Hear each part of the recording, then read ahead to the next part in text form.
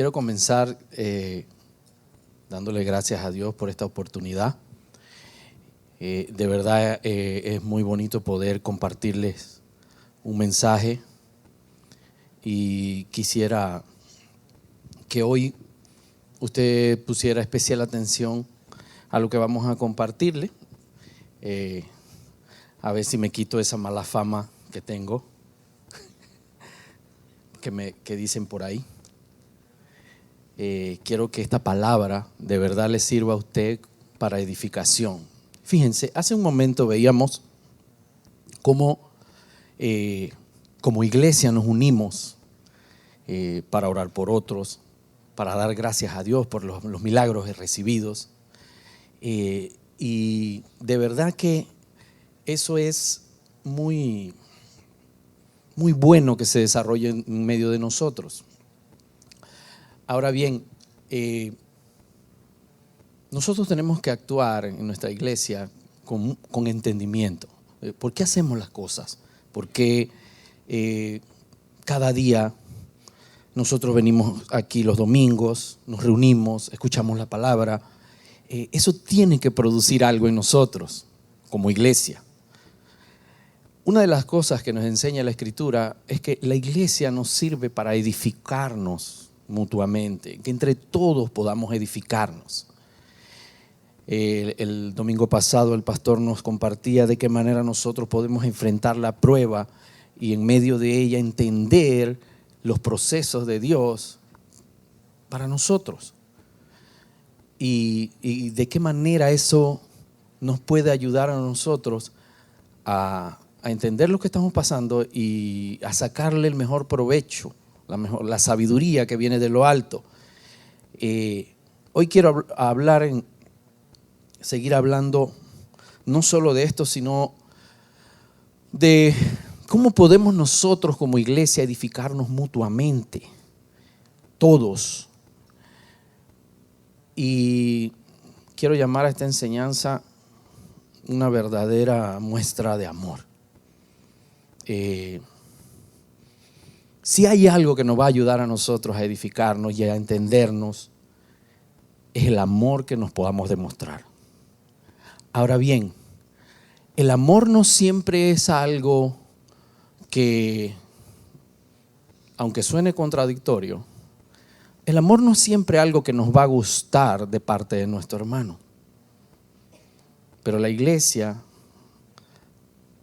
está puesta para que nosotros podamos interactuar entre nosotros de manera que ese amor, aunque no nos guste, nos ayude a crecer.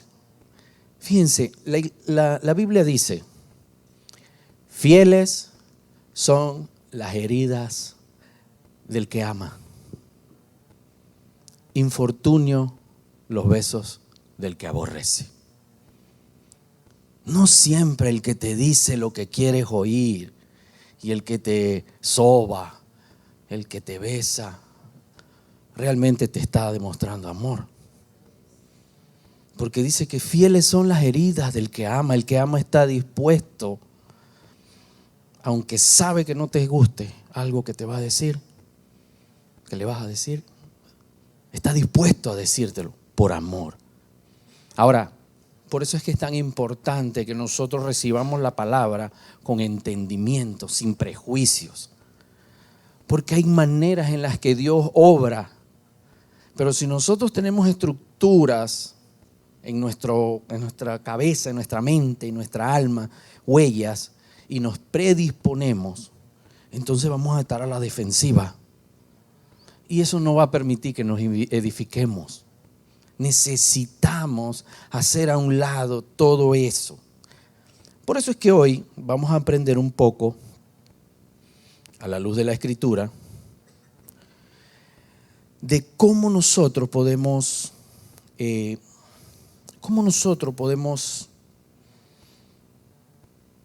vamos a decirlo de esta manera. El domingo pasado estuvimos viendo cómo actuar cuando la prueba me llega a mí. Pero ¿qué pasó cuando la prueba le llega a mi hermano? ¿qué hago? ¿Qué hago cuando un hermano está en prueba? ¿Qué hago cuando un hermano ha caído en un error o en un pecado?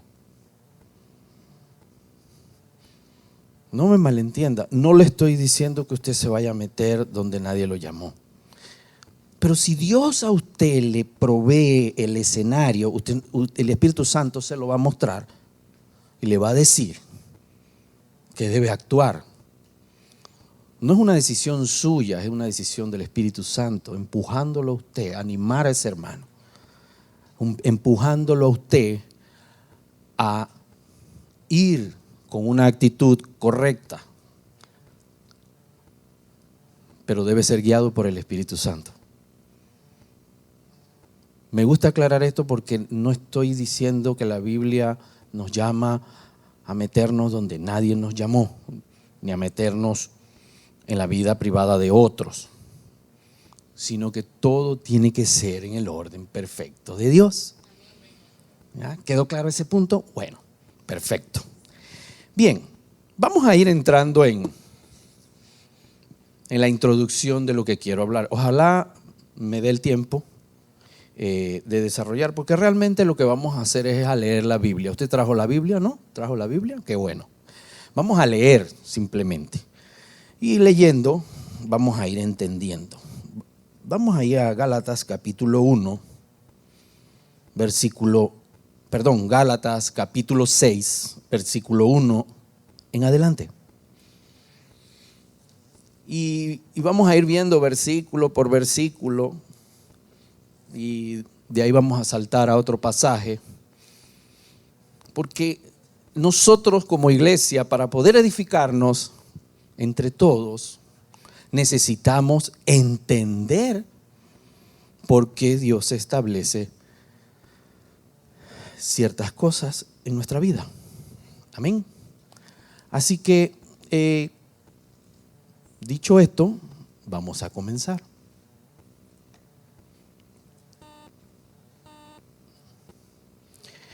Versículo 1 en esta versión. Hermanos, si ven a alguien que ha caído en algún pecado, ustedes que son espirituales deben ayudarlo a corregirse. Déjenme hacer un alto aquí en la mitad de este versículo. Si ustedes ven a alguien caído en algún pecado, alguna falta, algún error, porque el problema del prejuicio es que cuando escuchamos pecado, de una vez empezamos a pensar en diferentes etiquetas o modos o formas de pecado. No, deje de pensar eso. Gracias a Dios aquí no pensamos así.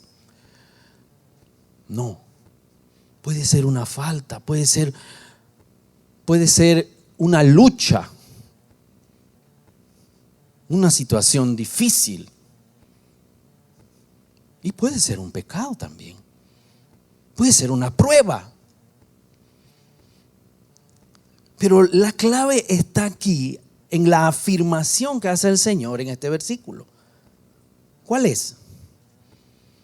Dice, ustedes que son espirituales, no carnales, no mundanos.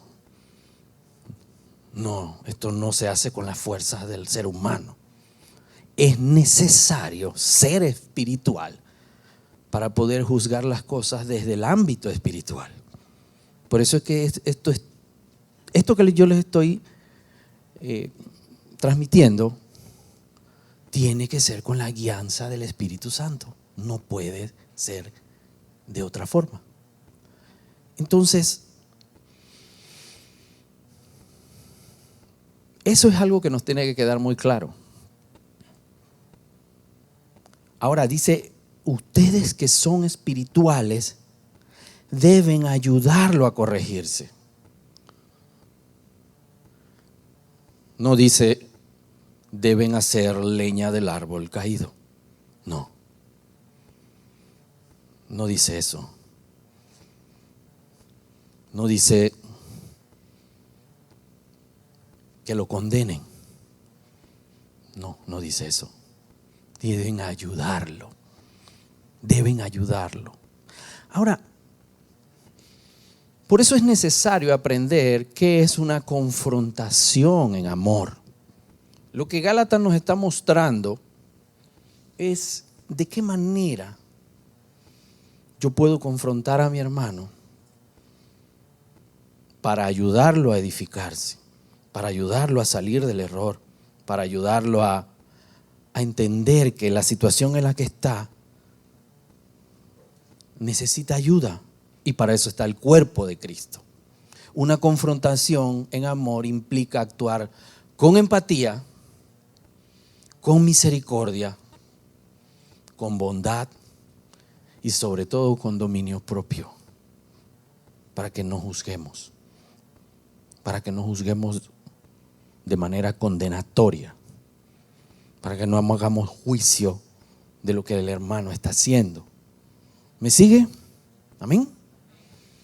Necesitamos eso para poder mostrar el amor que le tengo a mi hermano, ayudarlo a corregirse y que los dos salgamos edificados. Porque si no, ya mi conducta no es de amor, ya es otra cosa. ¿Cómo yo puedo ayudarlo? Fíjense, la segunda parte de este versículo dice: pero háganlo amablemente, con espíritu de mansedumbre, dice la otra versión. Y que cada cual tenga mucho cuidado, no suceda que él también sea puesto a prueba. Esta parte del versículo ha sido muy mal interpretada. Y algunos enseñan que hay que tener cuidado porque no vaya a ser que vayas a caer en la misma falta que esa persona, o que el pecado de él te vaya a atrapar. No. Cuando leemos todo, nos vamos a ir dando cuenta de que nada tiene que ver con eso. Sino que lo que la Biblia nos está enseñando es que cuando yo veo a un hermano caído en una falta, en una situación difícil, debo tener cuidado, porque yo mismo voy a ser puesto a prueba en juzgarlo de una manera condenatoria, en hacer un juicio condenatorio sobre él. Cuidado, esa es mi prueba. Ese va a ser mi desafío. No juzgarlo. No irme y apartarme de él, porque no vaya a ser que me contamine o que me vean con él. No, cuidado, porque el desafío para él es la prueba a la que está pasando, pero el desafío para ti es que no tomes el lugar de Dios. Amén. Bien, ya llevamos un versículo, faltan 20 más. Ayúdense entre sí a soportar las cargas y de esa manera cumplirán la ley de Cristo. Fíjense que se trata de una edificación entre todos, porque los desafíos que tengo yo no son los suyos. Y lo que para usted es fácil, para mí me cuesta. Entonces cada uno tiene que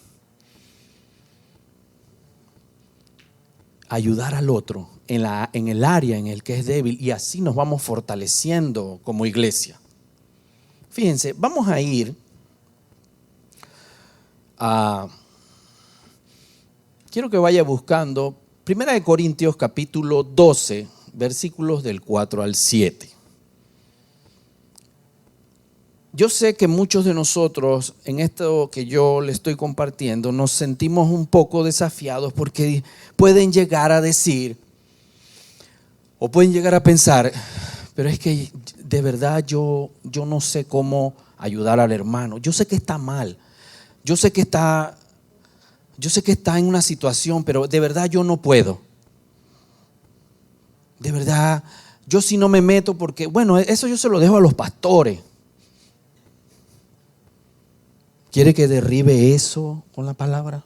Si usted está pensando eso, o le pasó por la mente en que usted no tiene la capacidad, entonces invalidamos la Escritura. Les dije 1 Corintios capítulo, eso, dice así. Hay en la iglesia diferentes dones, pero el que los concede es un mismo espíritu.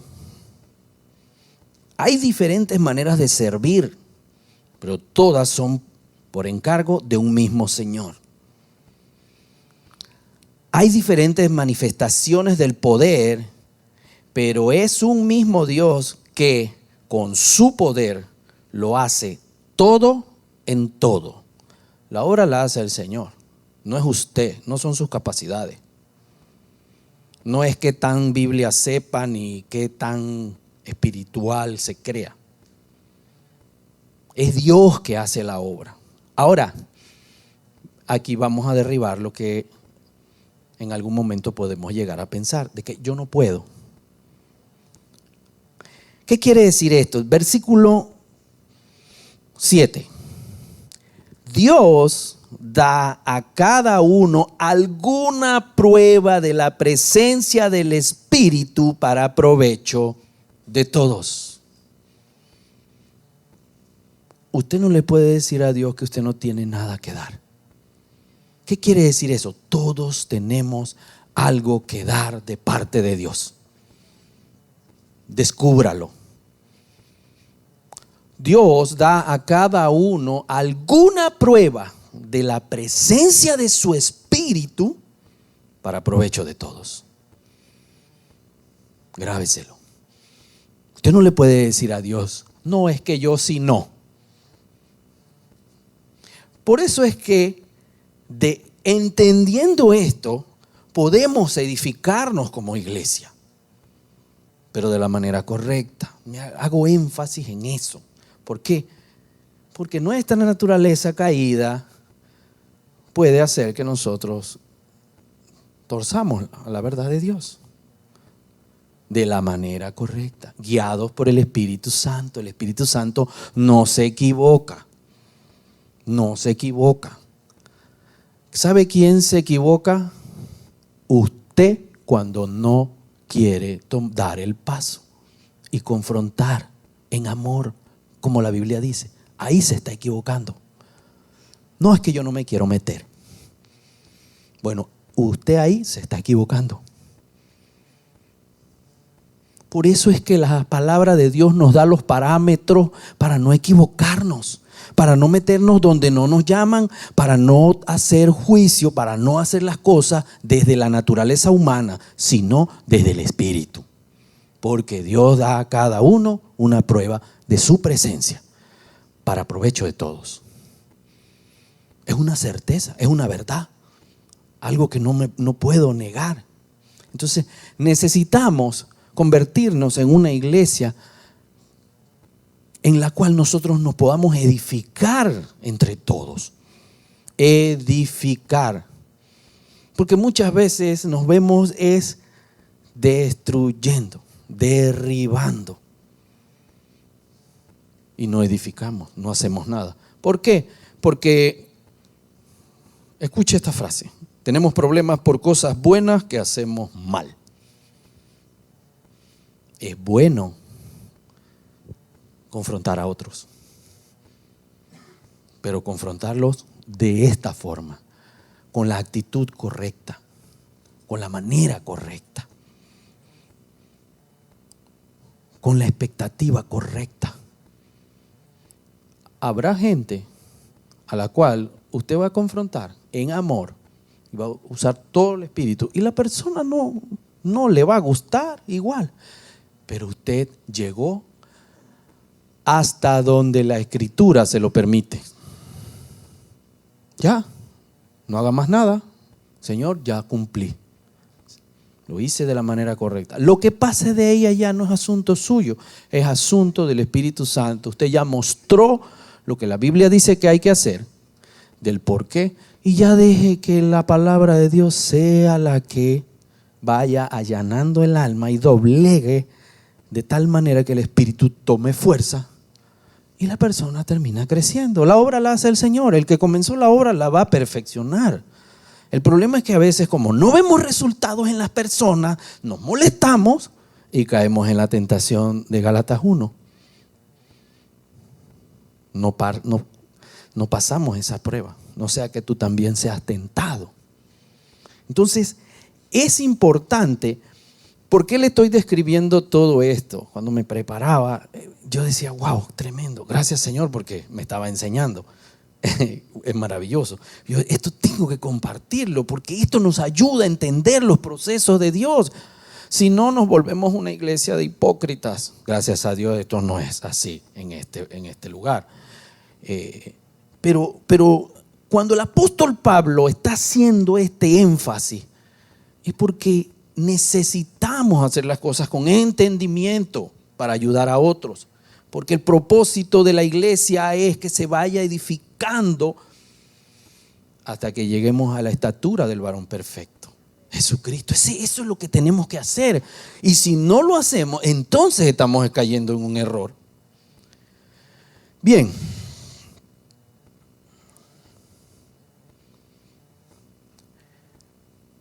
Vamos a regresar, ahora entendiendo el por qué, vamos a regresar a Gálatas.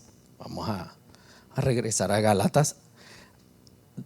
Nos quedamos en el 1, en Gálatas 1, ¿verdad? Perfecto. Gálatas 6:1, perdón. Así que 6:1 y 2. Bien, esto establece muchos parámetros para que nosotros no nos equivoquemos en el momento en que Dios nos muestra que hay que confrontar al hermano y no, como dicen los colombianos, no embarrarla en el intento. Bien, versículo 3. Si alguien se cree algo cuando no es nada, a sí mismo se engaña. Cuando yo voy a confrontar a alguien para ayudarlo a corregir, para ayudarlo a entender, no puedo hacerlo desde una posición de altivez. No se crea superior a los demás. Dice que debemos considerar a los demás como ¿qué? Superiores a nosotros mismos. Tenemos que ir con una actitud de humildad. Debemos ser humildes. Ir y decir por qué hacemos las cosas. Te estoy diciendo esto porque te amo, hermano. Porque no te quiero ver así. Eso es confrontar en amor. Yo sé que no te está gustando lo que te estoy diciendo, pero es necesario que yo te lo diga. Porque te amo, porque te quiero ver salir de eso. Diferente a, lo que pasa es que tú eres un hipócrita. Vas, levantas las manos en la iglesia, cantas, bailas y resulta que eres. Usted está haciendo lo mismo, pero de una forma equivocada y con un espíritu equivocado. Eso no viene del espíritu, eso viene de la carne. Entonces, Dios nos enseña a nosotros cómo ir donde el hermano y ayudarlo a corregirse. Fíjense, le voy a dar un ejemplo. Gracias, Señor. Esto no estaba en la prédica. Vamos a ir a 2 de Corintios, capítulo 2.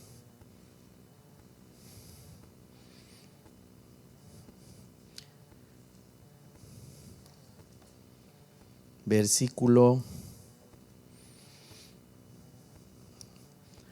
Déjeme contarle antes de leerle un poco de esto. Pablo, en unas pequeñas líneas, se refiere a un hermano que se estaba portando mal, del cual había hablado en la primera carta. Estaba teniendo una conducta pecaminosa y tenía cierto comportamiento. Ahora, como yo sé que usted no es chismoso, usted no va a ir a leer el primer capítulo para saber de quién se trata. Qué bueno, qué bueno. sino que quiero que nos centremos en la actitud. Después de que este hermano fue confrontado en amor, y el amor no siempre, esa confrontación no siempre nos va a gustar, como le dije al principio. Pero fíjese las palabras del apóstol Pablo en esta versión. Dice: si alguno me ha causado tristeza, no me la ha causado solo a mí, sino hasta cierto punto también a todos ustedes. Digo hasta cierto punto para no exagerar. Pero fíjense lo que dice el versículo. Está refiriéndose a este hermano que tuvo este comportamiento que le causó tristeza. En el siguiente versículo él dice: el castigo que la mayoría de ustedes le impuso a esa persona ya es suficiente.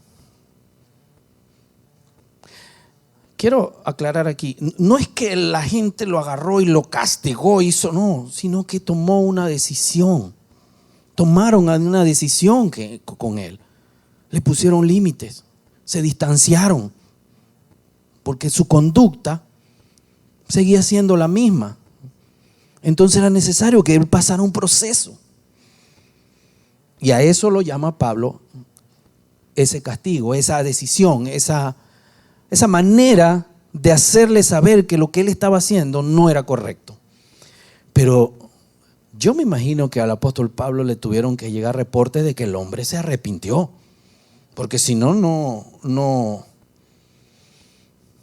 hubiese escrito este pequeño extracto refiriéndose a él. Dice: lo que deben hacer ahora es perdonarlo y ayudarlo, no sea que tanta tristeza lo lleve a la desesperación. Fíjense, ese es el espíritu con el cual usted debe ir y confrontar al hermano caído, al hermano en prueba. ¿Por qué? Porque, como le decía, la confrontación implica una empatía, ponerse en el lugar de él y de su lucha.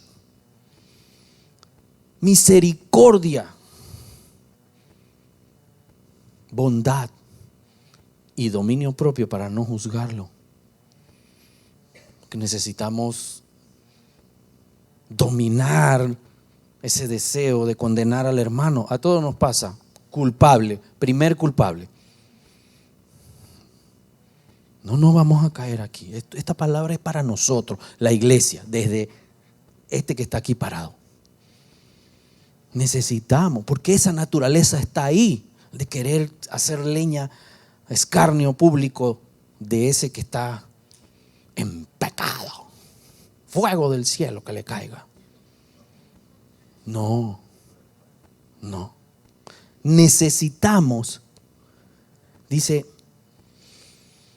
entender el proceso que está viviendo, ir de la mano con él, para cuando Dios nos muestre qué debemos hacer, hacerlo de la manera correcta. De esa manera nos edificamos como iglesia. Por eso Pablo le dice: les ruego que nuevamente le demuestren el amor que le tienen. O sea, la decisión que habían tomado de apartarlo, de dejar, fue por amor. Lo que hacía que ellos tomaran distancia de él fue por amor. Eso es lo que Dios espera de nosotros. A veces por amor tienes que tomar distancia. A veces por amor es necesario un tiempo de separación. Por amor. Porque no le estás haciendo ningún favor. Es más, estás impidiendo que él reflexione. Pero Pablo les dice: ok, ahora es tiempo de que el amor que los llevó a ustedes a tomar distancia, a castigarlo, por decirlo así, ese mismo amor lo utilicen ahora para restaurarlo. ¿Sabe por qué? Porque si nosotros no hacemos las cosas como Dios manda, el enemigo se puede aprovechar de ellas. Fíjense cómo lo dice la Escritura. Ya antes les escribí sobre este asunto, ¿vieron? Ya en la primera carta, no vaya para allá. Precisamente para probarlos y saber si están dispuestos a seguir mis instrucciones. Así que a quien ustedes perdonen, yo también lo perdono. Y se lo perdono si es que había algo que perdonar por consideración a ustedes y en presencia de Cristo. ¿Por qué Pablo dirá esto? Porque entendiendo cómo era Pablo y lo docto que era en la palabra, él sabía que al final nosotros necesitamos el perdón de Dios. Porque todos cometemos errores. Porque todos fallamos. Todos en algún momento podemos fallar, caer. Así que en algún momento él puede estar en mi posición y yo en la de él. Dice, versículo 11, así Satanás no se aprovechará de nosotros, pues conocemos muy bien sus malas intenciones. Cuando nosotros no actuamos por el Espíritu, sino por la carne, podemos estar entregando a nuestros hermanos a que el enemigo los zarandee más y más y se hundan. Fíjense lo que dice él, dice, no sea que tanta tristeza lo lleve a la desesperación. Va a sonar duro lo que voy a decir, pero que usted no sea el causante o el que le dio el empujoncito para que se suicide. Suena dramático, pero de eso es lo que está hablando. No sea que tanta tristeza lo lleve a la desesperación y el enemigo lo engañe en medio de ese proceso y cometa una locura. Y la Escritura, ¿qué hace? Nos ayuda a entender esto, entender estos procesos. Porque el propósito tiene que ser edificarnos. No destruirnos, no hacer leña del árbol caído. No, edificarnos. Bien.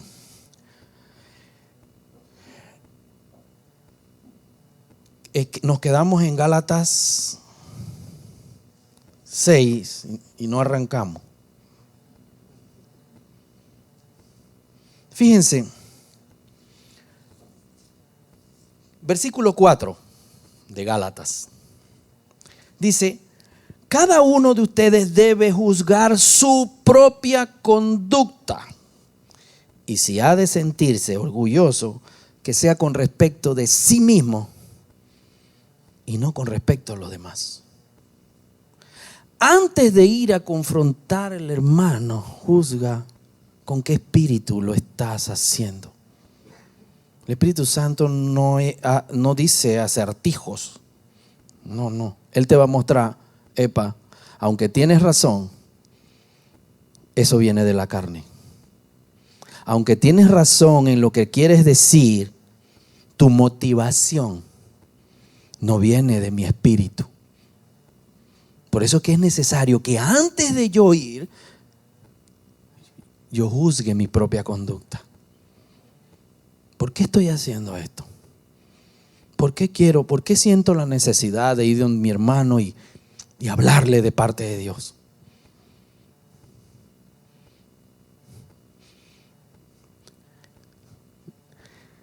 Y el siguiente versículo nos dice, nos aterriza, ¿no? Dice un hermano, aprendí una frase muy bonita de mi hermano. El siguiente versículo nos da una pastillita de Ubicatex.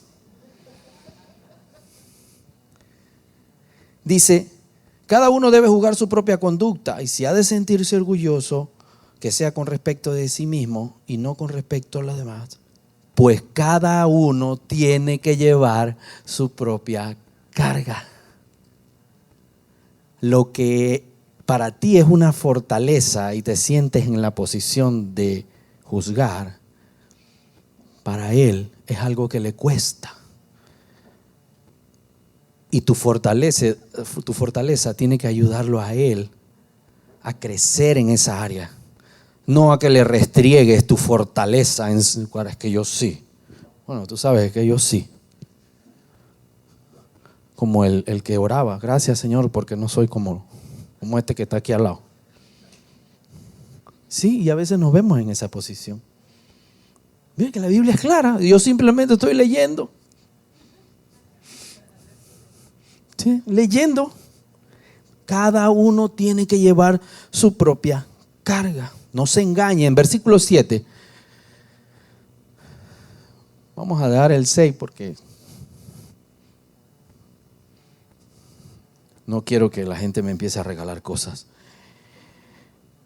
En el versículo 7, no se engañen. Nadie puede burlarse de Dios. Lo que se siembra se cosecha.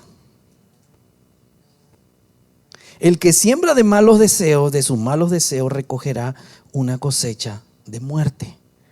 El que siembra del Espíritu recogerá una cosecha de vida eterna. Fíjense, cuando usted siembra de la carne, de los malos deseos, eso no va a producir absolutamente nada. Ni siquiera un cambio. No va a producir nada. Pero cuando la motivación viene del Espíritu, usted lo que va a producir son cosas que tienen consecuencias eternas. Hasta la eternidad usted va a ver el fruto de eso que usted sembró, solo por la motivación con que usted haga las cosas. La motivación del Espíritu. Pero lo que viene de la carne, aunque usted tenga razón en lo que está diciendo, no va a producir absolutamente nada. Porque dice que mi conducta ya no es de amor. Así que no debemos cansarnos de hacer el bien, porque si no nos desanimamos a su tiempo, o sea que todo lleva un proceso, cosecharemos.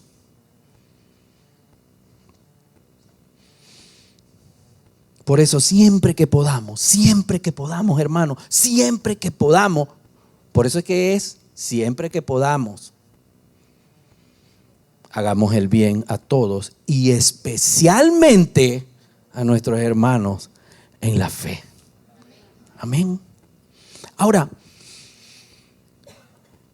déjeme terminar con esto. Vamos a ir a 2 de Pedro, capítulo 1. Porque creo que las cosas debemos hacerlas con entendimiento.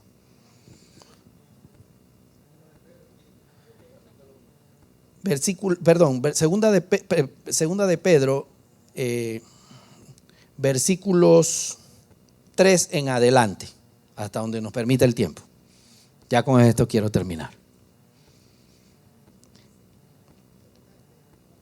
Nosotros necesitamos hacer las cosas con entendimiento. Usted no puede hacer las cosas porque el pastor dijo. No, es que el pastor dijo. Es que el pastor dijo. Sí, pero, sí, el pastor dijo, pero, ¿qué más? No, el pastor dijo. Pero no estás entendiendo lo que dijo. Tienes que hacer las cosas por entendimiento. Si no, nos volvemos focas. Aplaudimos. Pa, pa, pa, pa. Sí, las focas no saben por qué aplauden. Necesitamos entender. Por eso les decía hace un momento, al Señor no le puedo llegar con el cuentico de que es que yo, de verdad que yo no puedo. No. Lo que pasa es que no quiero, como dice mi pastor. No se me da la gana. Me lo copié. No se me da la gana. Porque dice la Biblia, versículo 3, Dios con su poder, ¿con qué? Con su poder, el de Él, no sus capacidades, nos ha concedido todo lo que necesitamos para la vida y la devoción, al hacernos conocer a aquel que nos llamó por su propia grandeza y sus obras maravillosas. ¿Qué es Jesús? todo lo que necesitamos, o sea que no falta nada, estamos capacitados, estamos impartidos. Por medio de estas cosas nos ha dado sus promesas, que son muy grandes y de mucho valor, para que por ellas lleguen ustedes a tener parte en la naturaleza de Dios y escapen de la corrupción que los malos deseos han traído al mundo.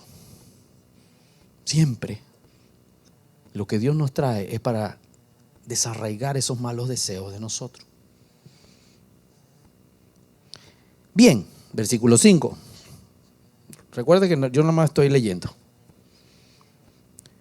Por eso, ahí donde está la parte que me toca a mí. Deben esforzarse por añadir a su fe virtud. Dice que la fe ya no fue dada. Ya usted tiene fe porque la fe es un don de Dios. O sea, un regalo de Dios. ¿Qué es la virtud? Buena conducta.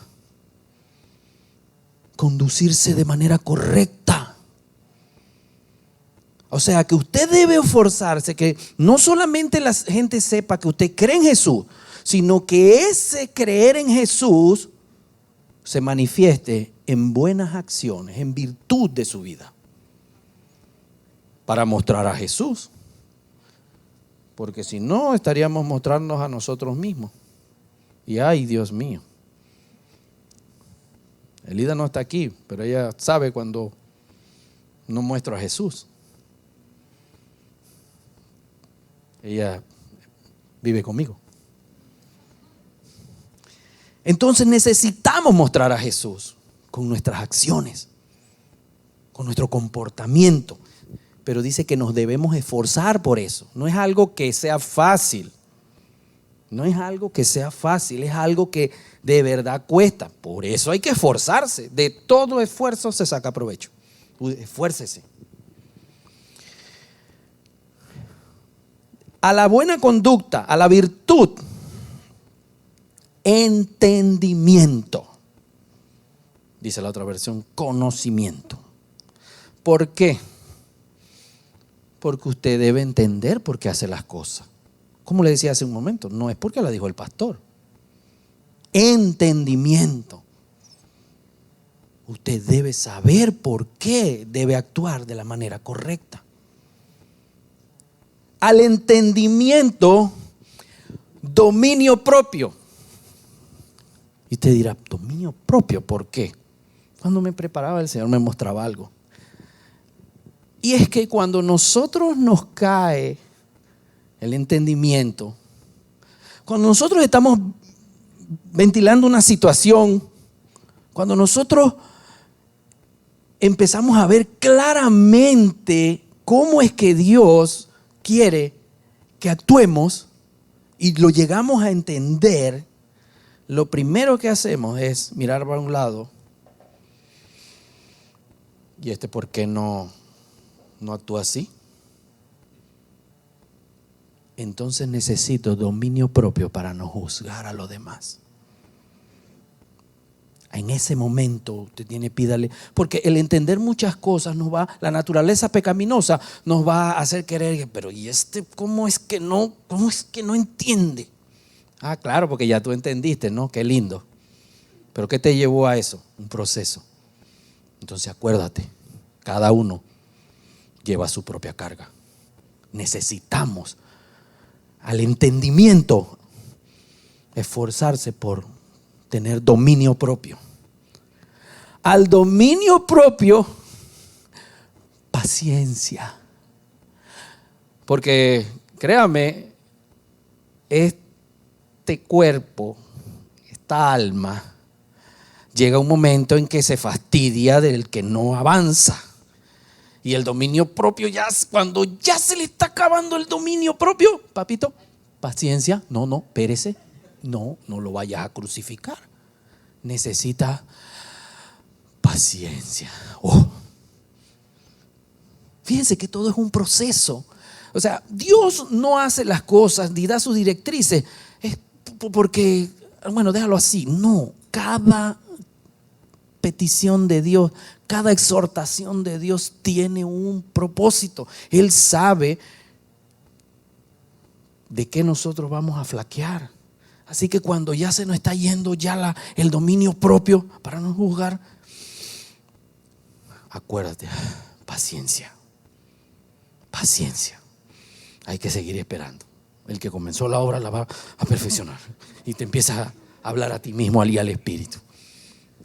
Porque si no, vas a cortar cabeza y no vas a hacer la obra como Gálatas 6:1 en adelante te pide. Dice, a la paciencia,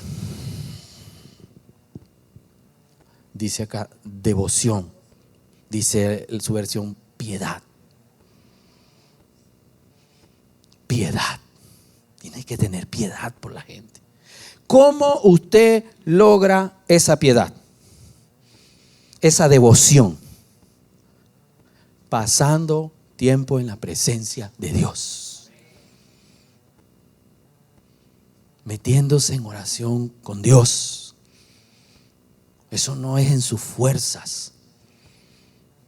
Esa piedad, esa devoción que necesito, no la voy a lograr en mis fuerzas, sino doblando rodilla, entrando a la presencia de Dios, pidiéndole perdón por mi naturaleza caída que quiere arrasar con todo y decir, Señor, perdóname.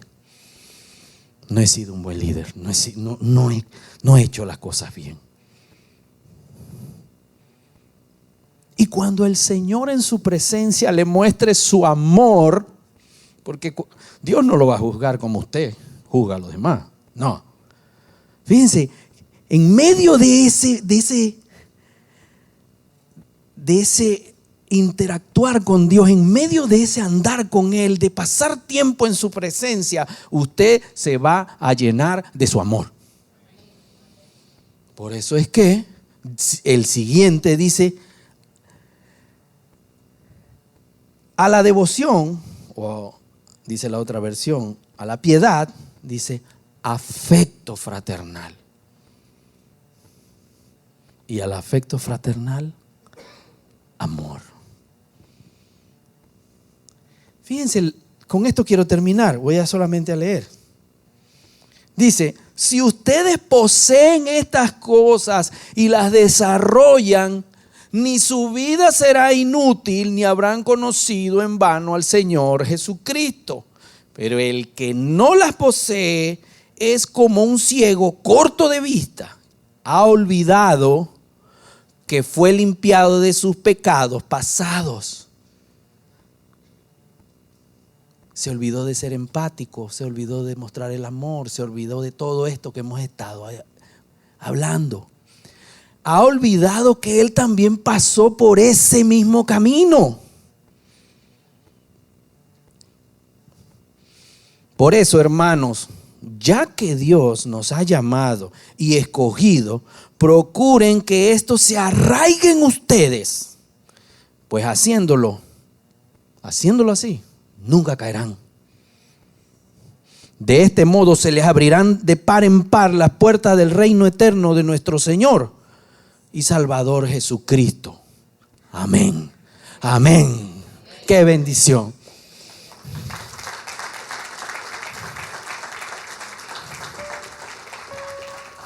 Amados hermanos, de esa forma tenemos que mostrar el amor de Dios. No es apadrinar, no. Pero tampoco es juzgar, tampoco es condenar. No, tenemos que hacerlo de esta forma. Y la Biblia nos da las instrucciones, están ahí. Yo solamente he leído la Biblia, más nada. Así se edifica el cuerpo de Cristo. Así nos podemos edificar mutuamente. De esa manera.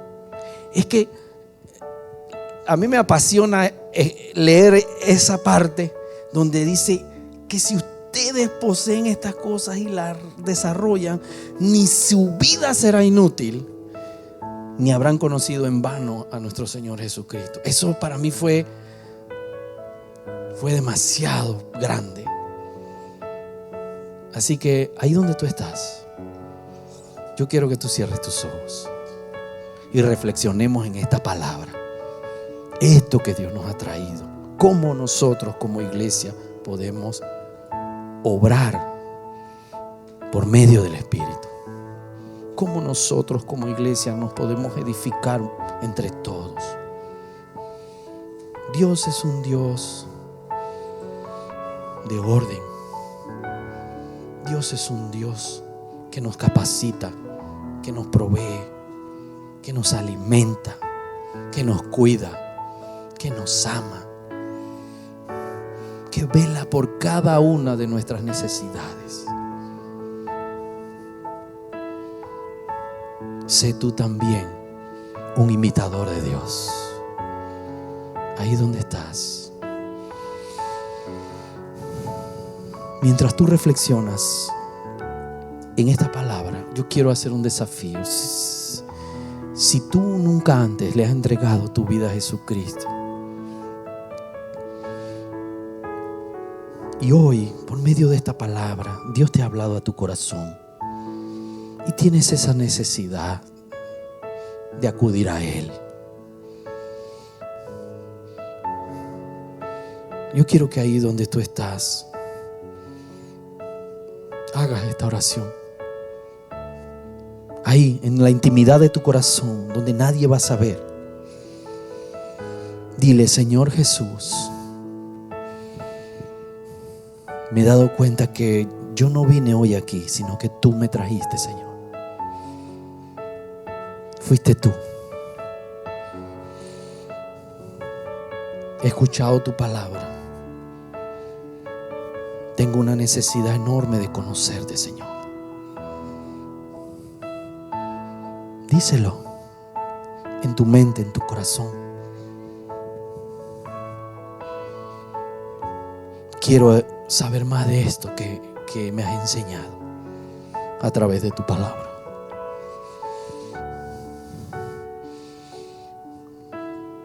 Acepto el sacrificio de Jesucristo. Creo en mi corazón que Dios lo levantó de la muerte para mi salvación.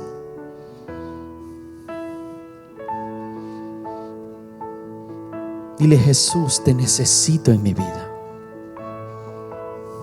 Quiero caminar contigo. Señor, no sé qué me está pasando, pero quiero conocerte. En el nombre de Jesús. Amén. Amén. Si tú hiciste esta oración, yo quiero hacerte un desafío. No es nada para avergonzarte, sino para edificación del cuerpo, de la iglesia. Si tú hiciste esta oración, yo quiero que tú te atrevas y me levantes tu mano derecha bien en alto. No esperes que otro lo haga. Si el Espíritu Santo te está dando esta bendición, hazlo tú.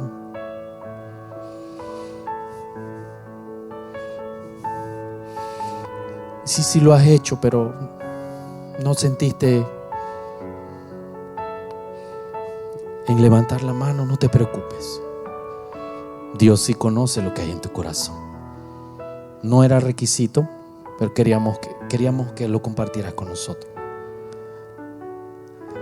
Así que si no hay nadie, vamos a levantar todos de nuestro puesto y vamos a darle gracias a Dios. Oh sí, Señor, ahí donde estás, Padre, yo te pido que por medio de esta palabra, por medio de esto que hoy nos has traído, Señor, nos convirtamos en una iglesia donde nos amamos con una verdadera muestra de amor,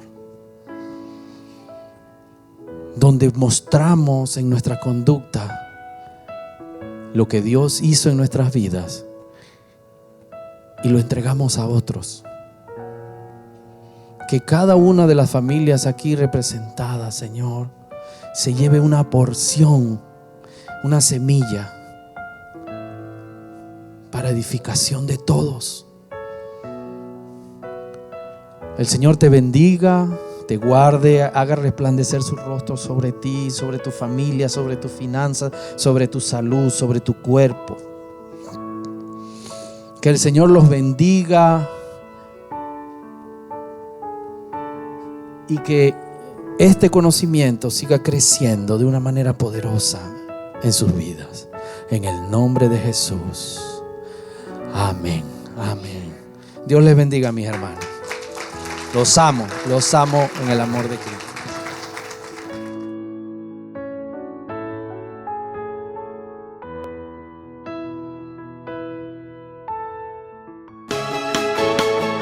Muy bien, hermanos, vamos a reunirnos todos a adorar al Señor, el río de Dios.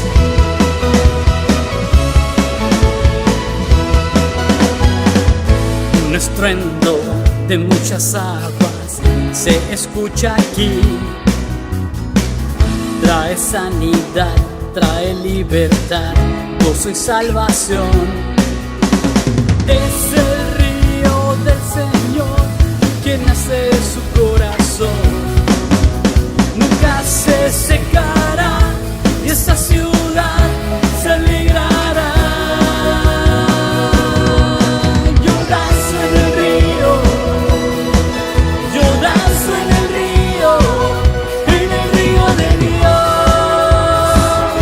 en el río de Dios. Yo danzo en el río, yo danzo en el río de Dios, en el río de Dios.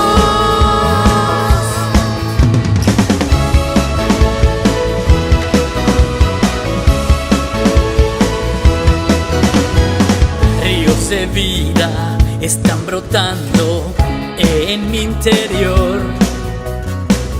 Fuente inagotable que viene del cielo, fluye aquí. Es el río del Señor que nace de